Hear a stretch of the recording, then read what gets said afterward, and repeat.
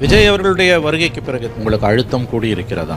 வரும் தேர்தலில் விஜயோட இணைந்து பணியாற்றுவதற்கான சாத்தியக்கூறுகள் நாம் தமிழர் கட்சிக்கு இருக்கிறதா? அவர் தம்பி தான் முடிவு பண்ணணும். இது இருக்கிற பாதையில் இது சரியா இருக்கும், இவர் கூட போகலாம்ங்கிறது அவர் தான் முடிவு. வணக்கம் ஐயா. முதலில் வாழ்த்துக்கள். 8% வாக்குகளை பெற்று கட்சி அங்கீகாரம் பெற்றதற்கு வாழ்த்து. நன்றி.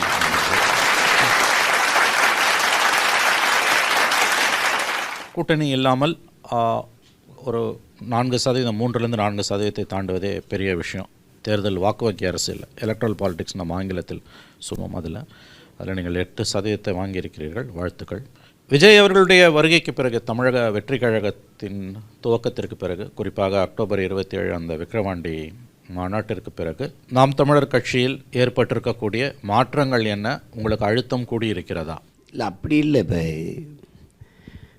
நாங்கள் எடுத்து வைக்கிற அரசியல் ஒரு தனித்துவமாக இருக்கிறதுனால, இப்போ என்னோடய வாக்காளர்கள் மொழி, இனம், நிலம், வளம் இது மேலே பெரிய பற்று கொண்டவர்கள் தான் எங்கூட இருப்பாங்களே ஒழிய, இப்போது காவிரி நதிநீர், முல்லை பெரியாற்று உரிமை, இப்போ கச்சத்தீவு மீட்பு, தொடர்ச்சியாக மீனவர்கள் சிறைப்படுத்தப்படுதல், சுட்டுக்கொல்லப்படுதல், இப்போ விளைநிலங்களை ஆக்கிரமிப்பு, தொழிற்சாலை வளர்ச்சிக்கு, இப்போ இந்த மாதிரி சிக்கல்கள், மீத்தேன் எடுக்கிறது, இப்போ இந்த மாதிரி அணு உலை, ஸ்டெர்லைட்டு, இப்போ நச்சு ஆலைகள், இதுகள்லாம் வருது பாருங்கள். அங்கங்கே பிரச்சனைகளை அனுபவிக்கிற மக்கள், குறிப்பாக மீனவர்கள், விவசாயிகள், மாணவர்கள், செவிலியர்கள், மருத்துவர்கள், ஆசிரியர்கள், பேராசிரியர்கள், போக்குவரத்து தொழிலாளர்கள், இவங்களுக்கு எல்லாம் ஒரு பிரச்சனை இருக்கும்போது அந்த பிரச்சனை தான் எங்களுடைய அரசியலாக இருக்குது. அப்படிங்கும்போது இந்த அரசியலின் தேவை அவசியமாகுது. அதனால் இப்போ புதிதாக வரும்போது, இப்போ எங்கள் அண்ணன் கமல்ஹாசன் வரும்போது, அதுக்கு முன்னாடி இருந்து நான் களத்தில் இருக்கேன்.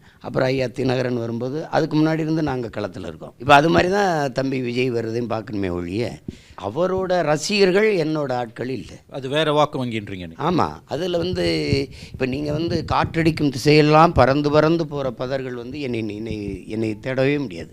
நீங்கள் பொழுதுபோக்கு தளத்தில் தலைவனை தேடுகிறவர்கள் என்னவர்கள் அல்ல.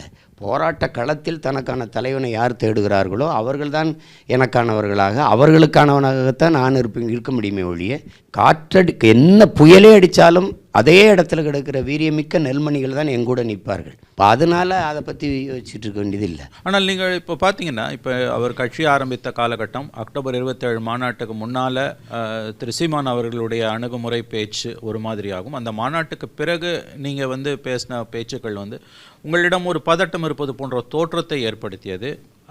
அந்த தோற்றம் ஏற்பட்டதை நீங்கள் மறுக்கிறீர்களா? எனக்கு எப்போவுமே இந்த பயம், பதட்டம் அதில் கிடையவே கிடையாது. அப்போல்லாம் இருந்தால் ஐயா கருணாநிதி அவர்களும் அம்மையார் ஜெயலலிதா அவர்கள் இருக்கும்போது நான் கட்சி ஆரம்பிச்சிருக்க மாட்டேன். இப்போ ஐயா விஜயகாந்த் தான் எனக்கு முன்னாடி வந்தவர். அவருக்கு ஒரு திரை பின்புலம் பெருசாக இருந்தது, அவருக்கு பெரிய ரசிகர் கூட்டம் இருந்தது. அதை வைத்துக்கொண்டு அவர் தொடங்கி வந்தார். நான் 1.5 ஆண்டுகள் தொடர்ச்சியாக 6 முறை சிறைப்படுத்தப்பட்டு ஒன்றுமே இல்லாமல் வெறும் ஆளாக நின்னவன். அப்போ என்னை பார்த்தாலே பயந்து ஓடுனாங்க. இவரோட பேசுனா நம்ம மேலேயும் வழக்கு வரும், நமக்கும் சிறை வரும்னு அச்சப்பட்டது. ஏன் பல இடங்களில் தங்குறதுக்கு விடுதி கொடுக்காதது கூட இருந்தது. மயிலுந்திலே படுத்து கிடந்து நாங்கள் பயணம் பண்ணதெல்லாம் இருக்குது. அப்படி இருக்கும்போது அந்த சூழலில் நான் துணிஞ்சு வந்தேன்னா எப்படி பயப்படாமல் வந்தேன்? அன்னைக்கு காங்கிரஸ் ஆளுது, அன்னைக்கு திமுக ஆளுது, அதையே எதிர்த்து அரசியல் கட்சி தொடங்கி நாங்கள் வந்தவர்கள். பதட்டமோ பயமோ எனக்கு கிடையாது. எனக்கும் பின்னாடி வரக்கூடிய ஒரு அரசியல் ஆற்றல் ஒரு தலைமுறையை தத்துவ தடுமாற்றத்தோடு வழிநடத்திடக்கூடாதுங்கிற இது இருக்குது. இப்போ அது நீங்கள் அதை யாருக்குமே பயம் வரும், ஒரு குழப்பத்தை உண்டு பண்ணக்கூடாது. ஒரு நீண்ட கால போர் நடக்குது, இந்தியன் திராவிடம், அதுக்கு எதிராக தமிழ் தேசியம்னு தொடங்கி எங்கள் முன்னோர்கள்லாம் சரணடைஞ்சது உங்களுக்கு நான் சொல்ல வேண்டியதில்லை. அப்போ அதில் இன அழிப்புக்கு பிறகு தான் நான் வர்றேன், நான் பிரசவிக்கப்பட்டேன். அது ஒரு நிர்பந்தத்தில், வேறு வழியே இல்லை அப்படின்னு. அப்போ அந்த இடத்துல வரும்போது இன்னொரு தலைமுறை இழுத்துக்கிட்டு போகும்போது அதே அரசியலின் நீட்சியாக அப்படியே தொடரும்போது அது கஷ்டமாக இருக்குது. இப்போ அந்த இடத்துல எனக்கு பயமோ பதட்டமோ கிடையாது. நான் உறவு ரீதியாக அன்புலையும் பாசத்துலேயும் அதே தம்பியாக தான் நான் நினைக்கிறேன். தத்துவத்தில் தடுமாற்றம் இருக்குது, அதை சொல்ல வேண்டியது என்னுடைய கடமைங்கிறனால தான் அதை குறிப்பிட்டு சொல்கிறேமே ஒழிய, அவர் தான் சரி பண்ணி. இப்போ அதன் பிறகு ஏற்பட்டிருக்க சூழலில் இந்த காலகட்டத்தில் வரும் தேர்தலில் விஜயோட இணைந்து பணியாற்றுவதற்கான அல்லது கூட்டணி வைப்பதற்கான சாத்தியக்கூறுகள் நாம் தமிழர் கட்சிக்கு இருக்கிறதா? அந்த வாய்ப்பு இல்லை என்று இந்த கட்டத்தில் சொல்லுவீங்களா, இல்லை அந்த அந்த ஆப்ஷன் ஓப்பனாக இருக்குதுன்னு இல்லை, அதை பல முறை சொல்லிட்டேன். அதை அவர் தம்பி தான் முடிவு பண்ணணும். ஏன்னா நான் தான் முன்னத்தி ஏறு. நான் ஒரு கொள்கை கோட்பாடுகளை வச்சு ஒரு தலைவனை ஏற்று ஒரு தத்துவத்தை முன்னிறுத்தி, அந்த தத்துவம் நானே வகுத்ததில்லை. உங்களுக்கு தெரியும், நீண்ட காலமாக எங்கள் முன்னோர்கள் வகுத்து வச்ச கோட்பாடு தான். அதை நான் பின்தொடர்றேன். நான் தொடங்கியன்னு இல்லை, தொடர்றவன் தான்.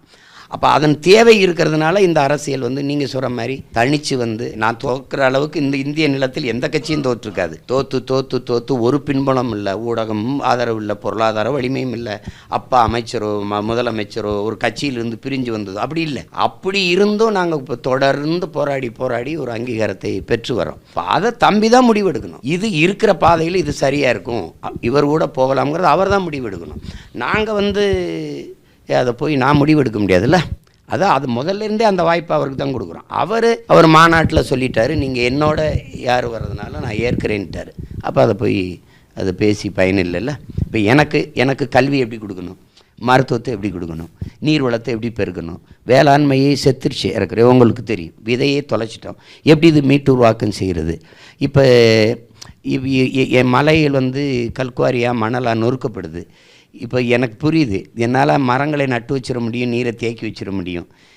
எப்படி இன்னும் என் தலைமுறைக்கு எப்படி நான் வந்து இந்த மணலை எப்படி எவராலும் உருவாக்க முடியாது. அப்போ அது வந்து இயற்கையின் அருங்கொடையை நான் வந்து காசாக்கி அழிக்கிற அந்த கொடுமையை சகிக்க முடியல. இப்போ இதெல்லாம் தடுக்கணும்னு நினைக்கிறோம்.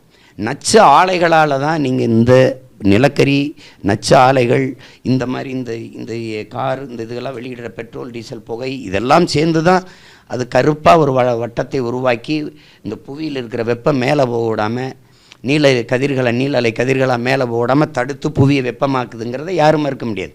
அப்போ இந்த பயன்பாட்டை குறைக்கணும். இப்போ மின் உற்பத்திக்குன்னு நம்ம எடுத்துக்கிற இதை நீங்கள் காற்றாலை சூரிய ஒளிக்கு வாங்கங்கும்போது அதுக்கு தான் அரசு விரையணும்.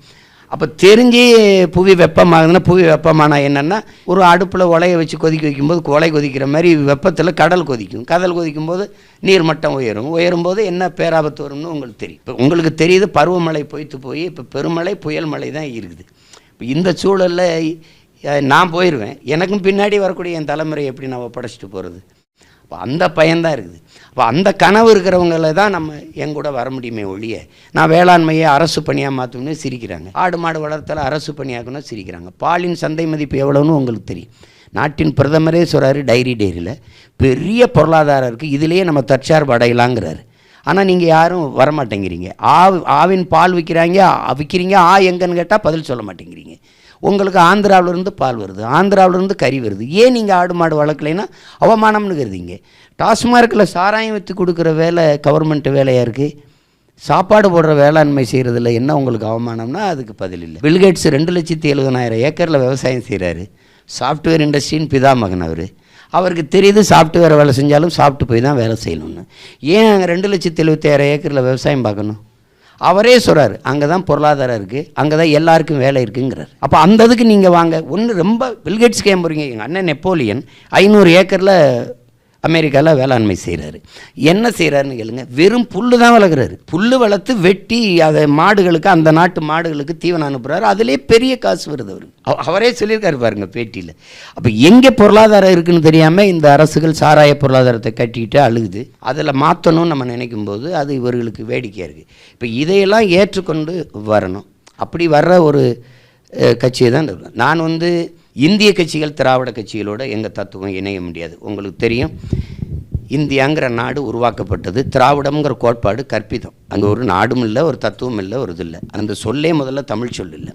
இப்போ இந்த சூழலில் எங்கள் முன்னோர்கள் வந்தவர்கள் எல்லாம் இந்த இந்தியம் திராவிடத்திட்ட சரணடைஞ்சு இந்த தமிழ் தேசிய அரசியல், இந்த நிலத்துக்கு, இந்த மொழிக்கு, இந்த இனத்திற்கு, இந்த நிலத்திற்கு, இங்கு வாழும் மக்களுக்கு தேவையான ஒரு நில அரசியலை தோற்று அது நீர்த்து போச்சு.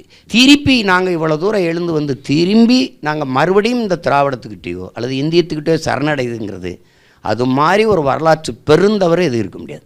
அதனால் வேணால் நீங்கள் வாங்க இந்த நிலத்தின் அரசியல். இப்போ நாங்கள் தமிழ் தேசியம் பேசுகிறது பிரிவினைவாதம், சாவனிசம், செப்பரேட்டிசம்னு பேசுனா, நாங்கள் ரொம்ப சின்ன பிள்ளைகளாக இருக்கும்போதே எனக்கெல்லாம் நினைவிறதுக்கு முன்னாடி NT ராமாராவ் வந்து உங்களுக்கு இதை ஆரம்பிச்சிட்டார். இதை நம்ம சின்ன பிள்ளைகள் இருக்கிற காலத்தில் தெலுங்கு தேசம் ஆரம்பிச்சிட்டார். எங்களை ஃபாசிசம்னு சொல்கிற இதே பாரதிய ஜனதா தெலுங்கு தேசத்தோட கூட்டணி வைக்குது. எப்படி தெலுங்கு தேசம்னு வெளிப்படையாகவே அவர் சொல்கிறார். அந்த கட்சியோட இந்த கட்சிகளெல்லாம் கூட்டணி வைக்கும்போது அது ஏன் விமர்சனத்துக்கு ஆளாகலை? நாங்கள் பேசுகிற இந்த நில அரசியல் மட்டும் ஏன் ஃபாசிசம் ஆகுது, செப்பரேட்டிசம் ஆகுது, பிரிவினைவாதம் ஆகுது? அதுதான் பிரச்சனை.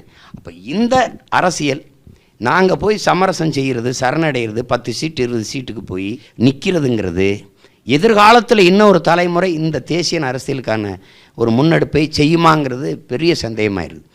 அதனால் இவ்வளோ பெரிய வழி. 850 மீனவன் கொல்லப்பட்டிருக்கான்.